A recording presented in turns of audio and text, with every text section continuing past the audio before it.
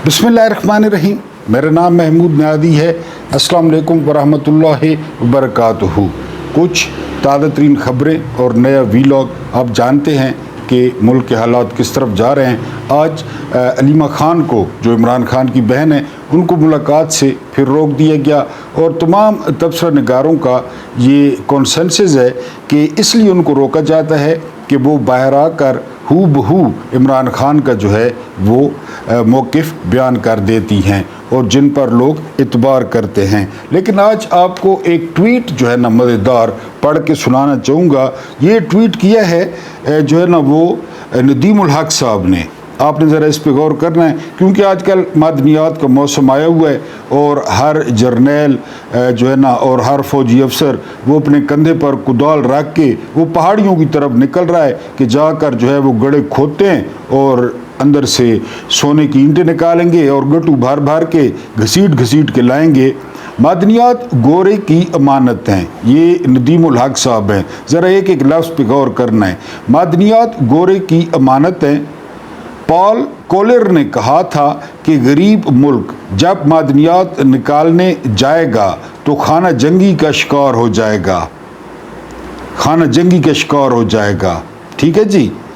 जब तक टेक्नोलॉजी इस काबिल नहीं हो जाती, इदारे मजबूत नहीं हो जाते, मादनियात को ज़मीन के नीचे ही रहने दें, वरना गोरा निकाल कर ले जाएगा और पीछे खड्डा छोड़ जाएगा जो आपको खुद भरना पड़ेगा।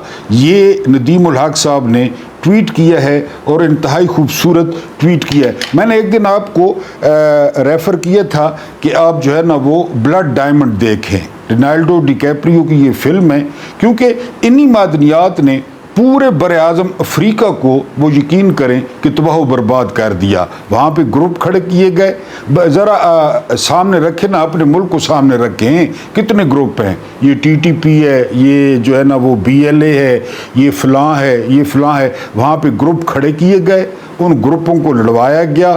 ठीक है जी। उन ग्रुपों को असला दिया गया, उन्होंने अपने लोगों को मारा और उनके पीछे खटपुतलियाँ हुक्मरान थे जिस तरह आप किए हैं और इन्होंने असल काम जारी रखा। आप ब्लड डायमंड देखें ना, ये जितना भी अफ्रीका है, यानी आप मिसाल लें कांगो की। कांगो में इतना ज़्यादा सोना था, इतना ज़्यादा सोना था, वो निकाला किसने? वो सारे का सारा जो निकाला वो फ्रांस ने निकाला। और फ्रांस ने इतना सोना, क्योंकि फ्रांस के पास टेक्नोलॉजी थी और उन्होंने इतना सोना निकाला। और कांगो के लिए क्या बचा? कांगो के लिए बचा जो है ना वो लड़ाई झगड़ा, कांगो के लिए बचा कत्लो गारत और कांगो के लिए बच्चे बड़े बड़े कुएं जो अभी तक कांगो में मौजूद हैं जहां से उन्होंने मादनियात निकाली। यानी अगर आपके पास टेक्नोलॉजी नहीं है तो फिर आप टेक्नोलॉजी हासिल करने का इंतज़ार करें। इससे बेहतर है कि आप किसी और को बेचें, आप फिर आने वाली नस्लों पर छोड़ दें, वो ज़मीन के नीचे ही पड़े रहें, बजाय इसके कि आप घर के भांडे बेचें या आप घर के जेवर बेचें। आजकल देखें यानी हर कोई जो है वो मादनियात। आज इमरान खान से बैरिस्टर गौहर की मुलाकात हुई है तो आप जानते हैं कि बैरिस्टर गौहर ने किस तरह ब्रीफ किया होगा इमरान खान को, बिल्कुल होम्योपैथिक अंदाज में बताया होगा। तो इमरान खान ने फिर भी कहा है, यानी होम्योपैथिक अंदाज में बताने के बावजूद खान साहब ने कहा है कि अली अमीन गंडापुर और सियासी कमेटी, यानी एक तो गंडापुर मिले, इसके अलावा सियासी कमेटी भी मिले, उसके बाद इस पर कोई फैसला करेंगे। यानी अभी फ़िलहाल उन्होंने फिर एब्सोल्युटली नॉट कह दिया है। तो ये मादनियात जी गोरों की अमानत है, चाहे वो गोरे मीन के यूरोप, चाहे वो गोरे हों, चाहे वो चीनी हों, ये उन्हीं की अमानत है। और अमानत इसलिए है कि उनके पास टेक्नोलॉजी है। अपने वीलॉग में हम डिस्कस करेंगे कि ये जो सदी है ना, इस सदी को पूरी को आप देख लें क्योंकि दिन ब दिन जो है वो इंसान महज़ब हुआ है, इंसान ने शऊर हासिल किया है, इंसान ने किताबें पढ़ी हैं। लेकिन इस सदी में सबसे ज़्यादा ज़्यादती, सबसे ज़्यादा जुल्म जो जिस शख्स के साथ हुआ है उस शख्स का नाम इमरान खान है। और इमरान खान के क्रेडिट पे یعنی یہ بات کہی کس نے ہے؟ یہ بات کہی ہے جو ہے نا وہ مصطفیٰ نواز کھوکھر نے۔ آپ لوگ جانتے ہیں کہ مصطفیٰ نواز کھوکھر کا پہلے جو ہے نا پیپلز پارٹی سے تعلق تھا، وہ سینیٹر بھی تھے، اب وہ پی ٹی آئی میں بھی نہیں ہیں، ان کا تعلق پی ٹی آئی سے ہے ہی نہیں، لیکن صاف نظر آ رہا ہے۔ یعنی کوئی عمران خان کے کریڈٹ پہ ہوتا نا کہ ایون فیلڈ میں انہوں نے جو ہے نا جائیداد بنائی ہے، انہوں نے امریکہ میں جائیداد بنائی ہے، یعنی کوئی سالڈ کیس نہیں تھا عمران کے خلاف کرپشن کا یا اختیارات سے جو ہے نا تجاوز کا کہ پھر عدت جیسے کیس بنانے پڑے، پھر توشہ خانے جیسے کیس بنانے پڑے، اور کبھی جو ہے نا وہ کوئٹہ میں وکیل قتل ہوتا ہے وہ عمران خان پہ ڈال دیا جاتا ہے، ذل شاہ قتل ہوتا ہے، شہید ہوتا ہے، وہ عمران پہ ڈال دیا جاتا ہے۔ اس کی وجہ کیا ہے؟ اس کی وجہ یہ ہے کہ کوئی سالڈ جو ہے نا وہ ایویڈنس، یہ کہتے تھے کہ یہ جو عاصم منیر صاحب ہیں چیف آف آرمی اسٹاف، یہ جو ہے نا ڈی جی آئی ایس آئے تھے عمران خان کے انڈر، تو بڑی انہوں نے فلمیں دکھائیں، بڑے انہوں نے ثبوت دکھائے کرپشن کے کہ بشرا بی بی یہ کر رہی ہیں، فرح شہزادی یہ کر رہی ہیں۔ وہ کدھر گئے وہ فلمیں؟ وہ کدھر گئے ثبوت جو یہ میڈیا گلا پھاڑ پھاڑ کے بتا رہا تھا؟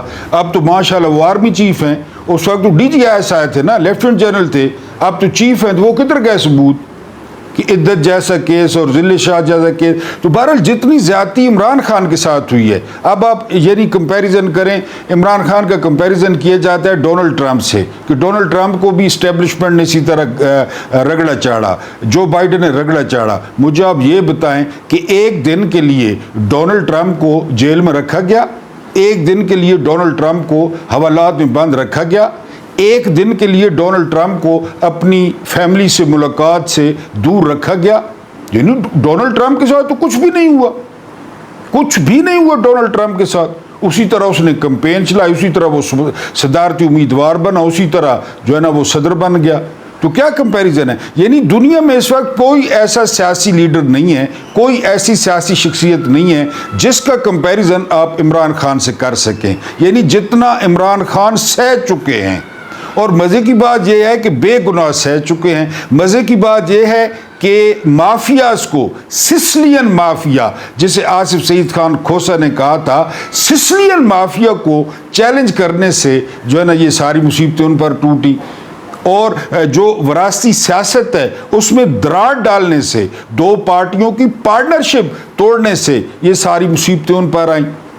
یعنی اگر سسلین مافیا عمران خان کے ساتھ ہوتا تو عمران خان کی بہن آج دھوپ میں فٹ پاتھ پر بیٹھی ہوتی، سوال پیدا نہیں ہوتا، کیونکہ جتنا بھی سسلین مافیا ہے، جتنا بھی قبضہ گروپ ہے، وہ ایک سائڈ پہ کھڑا ہے، چاہے وہ یونیفارم میں ہے، خاکی یونیفارم میں، کالی یونیفارم میں، نیلی یونیفارم میں، ان کے سب کے مفادات ایک ہیں، اور ان سب کے مفادات جڑے ہیں ان دو خاندانوں سے، کیونکہ یہ دو خاندان کاڑے ہیں۔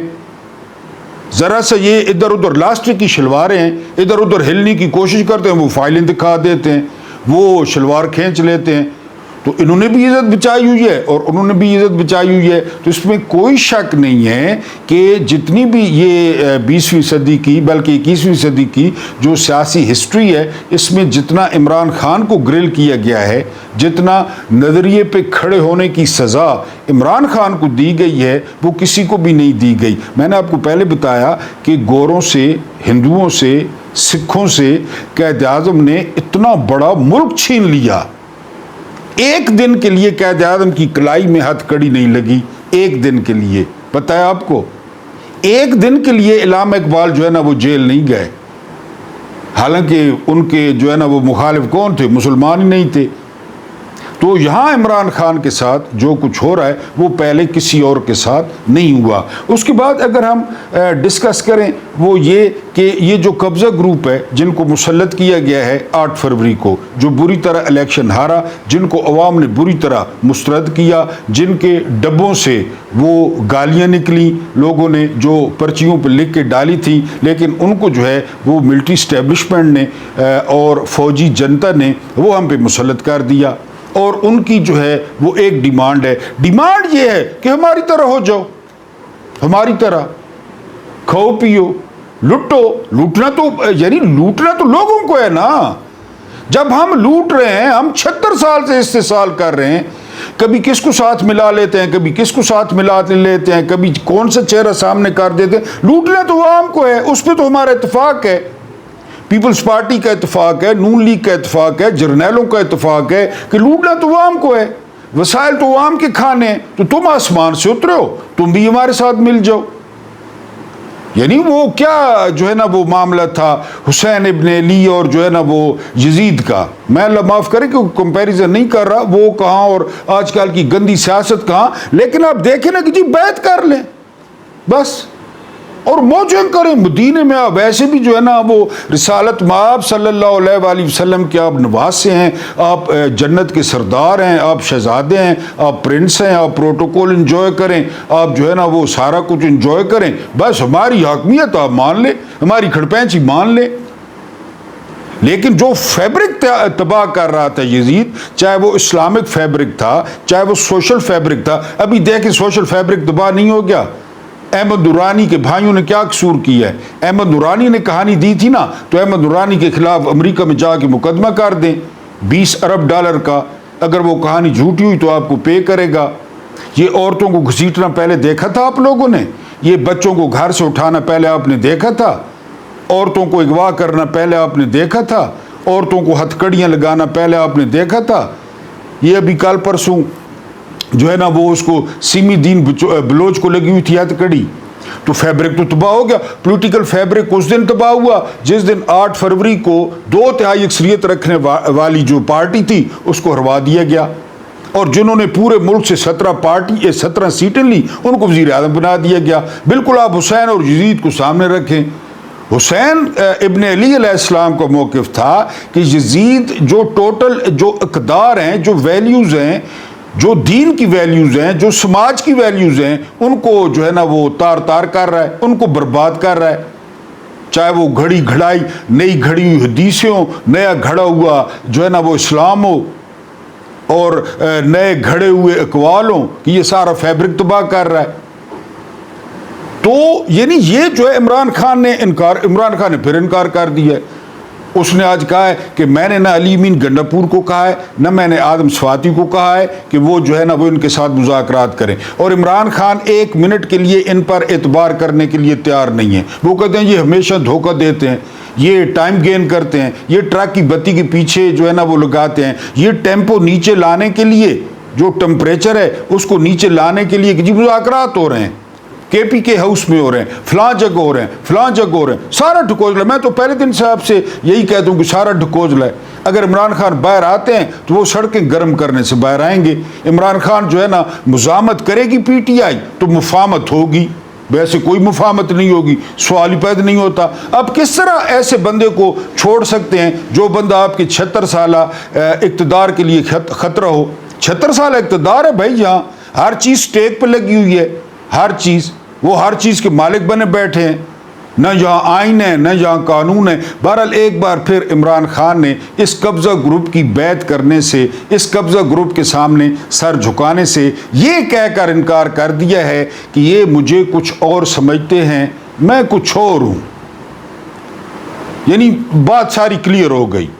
بہرحال جی، اب ایک روز ملی رستے میں طاقت کی راج کماری، بولی کے چرن چھو میرے اور جیت لے دنیا ساری، میرے دل نے کہا سن پگلے یہ عہد وفا 2 دن کا، طاقت کی حقیقت کیا ہے، طاقت کا نشہ 2 دن کا۔ طاقتور کی جو نفسیات ہے نا وہ کیا کہتا ہے؟ طاقت جو ہے وہ کمزور سے کہتی ہے کہ میری تمام تر طاقت کس میں پوشیدہ ہے؟ تمہاری کمزوری میں پوشیدہ ہے۔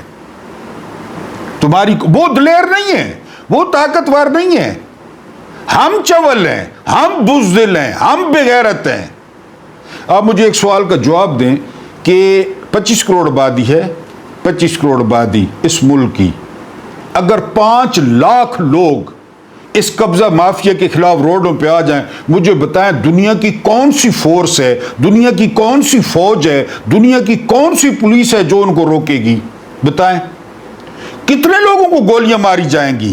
چلا دیں گولی، کتنے لوگوں کو گولیاں لگیں گی؟ لیکن قوم آ جائے اپنے آئی پہ کہ نہیں جی ہمیں نہیں ہے برداشت، ہم یہ برداشت نہیں کرتے۔ ہمیشہ جو طاقتور کی طاقت ہے نا، طاقت وہ کمزور کی کمزوری ہے، اس کے پاس کوئی اوریجنل طاقت نہیں ہے۔